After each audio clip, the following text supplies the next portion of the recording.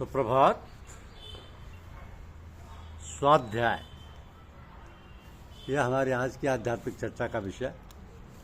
स्वाध्याय साधना के आधारभूमि यम नियम में चौथा नियम है स्वाध्याय। स्वाध्याय का प्रारंभिक अर्थ है अध्ययन करना। अध्ययन उन आप्त ग्रंथों का जो तत्वानुभूति से ओतप्रोत हैं, जो हमें कर्तव्य अकर्तव्य का ज्ञान कराते हैं। वेद, उपनिषद, षड्दर्शन, गीता, रामायण, महाभारत, जैन दर्शन, बौद्ध दर्शन, गुरु ग्रंथ साहब, वान्य न्याय, धर्मों के प्रमुख आधारभूत ग्रंथ, कुरान, बाइबिल आदि आदि। ये दिव्य ग्रंथ जो सहज सुगम हों का पठन पाठन करना चाहिए। आत्मानुभूति प्राप्त विश्व के महापुरुषों के लेखों में उनके जीवन चरित्रों को नियमित पढ़ना, मनन करना व तदनुकूल आचरण का प्रयास भी स्वाध्याय के ही अंतर्गत आता है। लेकिन ये पढ़ना जब रूढ़ हो जाता है, तोता रटंत बन जाता है, केवल पारायण कर लेना ही धर्म बन जाता है, तब ऐसे जड़ स्वाध्याय से आंतरिक चेतना का उत्थान असंभव हो जाता है। तो मानव मन का परिष्कार रुक जाता है। जबकि स्वाध्याय का मूल उद्देश्य तो मानव मन का रूपांतरण करते हुए आत्म साक्षात्कार कराना ही था, स्वयं को जानना ही था। लगता है स्वाध्याय के इस बहिर्मुखता उद्देश्य से भटकाव को देखकर ही क्रांति चेता महात्मा कबीर साहब को कहना पड़ा कि पोथी पढ़ जगमुआ पंडित भया न कोय, ढाई अखर प्रेम का पढ़े सो पंडित होए। तो स्वाध्याय शब्द का निर्माण हुआ स्वयं के अध्याय के लिए, अर्थात स्वयं का अध्ययन, अंतर्दर्शन, खुद को पढ़ना, स्वयं को बांचना, जांचना। बाह्य पुस्तक नहीं, भीतर की पुस्तक को पढ़ना। वेद के 3 महान उद्घोष यहाँ आ जाते हैं। सत्यम वद यानी सत्य बोलो, धर्मचर यानी धर्म का आचरण करो, स्वाध्यान में प्रद अर्थात स्वाध्याय करने में प्रमाद न करो, आलस्य न करो। तो प्रथम 2 में साधारण विधेयात्मक निर्देश है, सत्य बोलो, धर्म पर चलो या धर्माचरण करो। किंतु तीसरे निर्देश में ऋषि चेतना ने साधकों को बेहद सतर्क किया है कि स्वाध्याय करने में आलस्य प्रमाद कतई न करो। मानव मन का तमोगुणी स्वभाव है आलस्य प्रमाद करना, किंतु अपने अध्ययन या स्वयं के मूल्यांकन या स्वयं की जांच परख में यदि साधक ने ढिलाई कर दी तो फिर अध्यात्म का यह रथ किसी दलदल में धंसा हुआ ही समझे कि पतन अवश्यंभावी है। तो अपनी आत्मानुभूति के इस यात्रा को यदि मंजिल तक पहुंचाना है तो अपनी जांच परख करें कि हम कहाँ हैं, अब तक की साधना से हम कहाँ तक पहुंच पाए। कहीं एक अदद डिग्री या आचार्य पद पाने की आकांक्षा तो साधक समाज में उपाधि बांटने की लालसा ही तो जीवन का सर्वस्व बनकर नहीं रह गई है।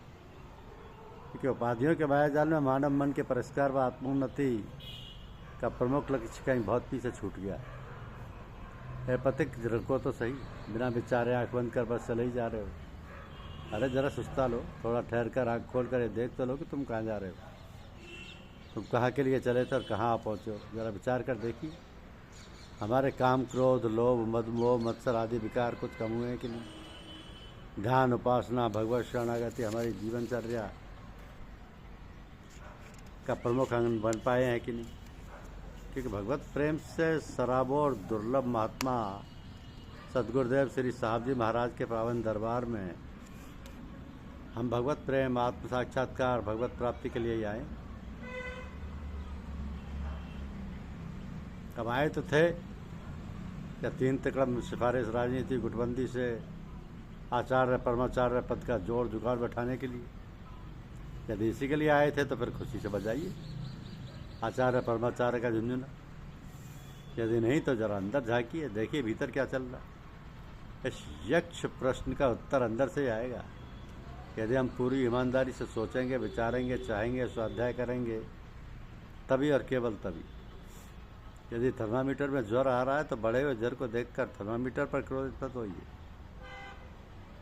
बल्कि उपचार कीजिए। और मान बढ़ाई ईर्ष्या दुर्लभ तजना ये है कि इस चिर पुरातन रोग का निवारण कीजिए। आइए सोचे विचारें कि हम कौन थे, क्या हो गए हैं और क्या होंगे अभी। आओ विचारे आज मिलकर ये समस्याएं सभी। परम पूज्य गुरुदेव साहब जी महाराज सावधान कर रहे हैं कि जो लोग इजाज़त याफ्ता हैं, जो आचार्य हैं, जिन्हें आज्ञा मिली है, वह सेवक बनकर समाज की लोगों की सेवा का काम करें। आचार्य और गुरु का काम तो भंगी व धोबी जैसा है। लोग मलमूत्र त्याग कर गंदगी फैलाते हैं, भंगी उसे बार बार साफ करता है। लोग वस्त्रों को मैला को चला कर धोबी को दे देते हैं। धोबी उन्हें साफ स्वच्छ कर पुनः पहनने योग्य कर लौटा देता है। तो जिन आचार्यों के अंदर ये भावना आ गई है कि हम तो गुरु हैं, गुरु पद भी प्राप्त हैं, अतः लोग हमारी सेवा करें, हमारा मान सम्मान करें, तो समझो कि लोटिया डूब गई, गुड़ गोबर हो गया। लोगों का काम तो सम्मान करना है, करेंगे ही, मगर तुम्हारे अंदर जो ये अहंकार पैदा हुआ है उससे तो तुम्हारा सब कुछ लुट गया। तुम्हारा तो सब कुछ किया कराया बेकार हो गया। तो संभलो, सोचो और समझो कि हम कहाँ हैं, कैसे हैं। इसके लिए हम अक्सर लोगों से कहते हैं कि सोते वक्त अपना हिसाब किताब देखा करो, सारे दिन हमने क्या क्या किया। जो अच्छे काम अच्छी बातें हुई उनके लिए भगवान को, गुरु महाराज को धन्यवाद, और जो बुरे काम बुरी बातें हुई उनके लिए क्षमा याचना व भविष्य में ना करने की प्रतिज्ञा। तो परम पूज्य चच्चा जी महाराज फरमाते हैं कि रोज़ाना हिसाब करना वाजिब है, वरना पीछे बहुत झगड़ा पड़ जाता है। कभी कभी बुजुर्ग लोग सब हिसाब मांगते हैं, अगर हिसाब दुरुस्त नहीं तो मुश्किल पड़ जाती है। हर रोज़ हिसाब साफ और बेबाक रखो। तो सावधान होकर स्वाध्याय में तत्पर हो जाएं, तो फिर इष्ट का साक्षात्कार दुर्लभ नहीं है। महर्षि पतंजलि हमें आश्वस्त कर रहे हैं कि स्वाध्याय दृष्ट देवता संप्रयोगे। धन्यवाद। यूट्यूब चैनल को लाइक और सब्सक्राइब अवश्य कीजिए। शुक्रिया।